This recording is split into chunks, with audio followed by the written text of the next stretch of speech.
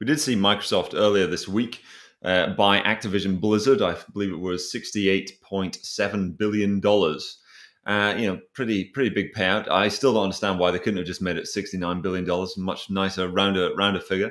But $68.7 billion. I'm sure there's a lot of gamers there who are very happy.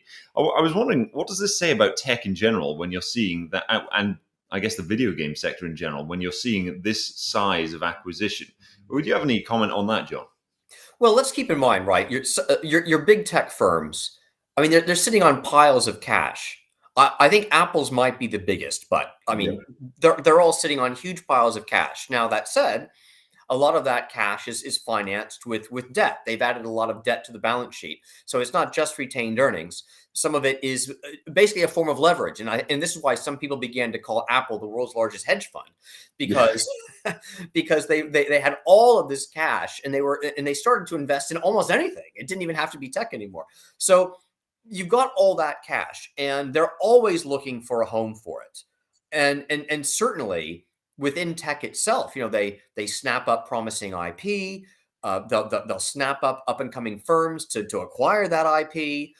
In some cases, those up and coming firms already have a small client base. In some cases, they have no clients at all, but they just want the IP. And this is, there is a lot of cash sitting around. If they get more active deploying that cash, then of course, other factors equal, and this is just the way the world of equity investing works. Other factors equal, that should lead to a relative hit to their valuations vis-a-vis the targets they're acquiring. Because you almost always have to pay a premium to go out and shop around like that and to buy up other people's IP. So, usually that's what happens when you get into a really active merger and acquisition phase.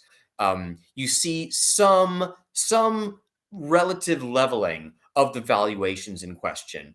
And it could be yet another sign that big tech see fewer opportunities now for organic growth driven by themselves. And they're looking to kind of cash out and diversify a bit, which again, if you look at the history of conglomerates as businesses, it does suggest that their valuations are likely to drift lower in that sort of environment.